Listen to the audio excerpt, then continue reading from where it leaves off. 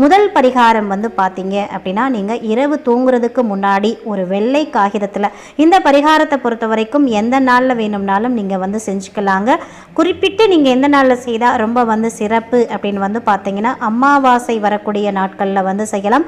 வாரத்தில் வந்து பார்த்தீங்கன்னா செவ்வாய்க்கிழமையோ இல்லைன்னா ஞாயிற்றுக்கிழமை என்று இந்த கண்திருஷ்டிக்காக பரிகாரம் செய்வது சிறப்பாக வந்து சொல்லப்படுது. ஏதாவது ஒரு ஞாயிற்றுக்கிழமை வந்து பார்த்தீங்கன்னா இரவு தூங்குறதுக்கு முன்னாடி ஒரு வெள்ளை காகிதம் வந்து எடுத்துக்கிறேங்க. அந்த வெள்ளை காகிதத்தில் ஒரு பச்சை கற்பூரம் 4 கிராம்பு வச்சு அப்படியே வந்து மடிச்சுக்கிறேங்க. அந்த பொட்டலத்தை உங்கள் தலையணைக்கு அடியில் வச்சு நீங்கள் வந்து தூங்கிடுங்க.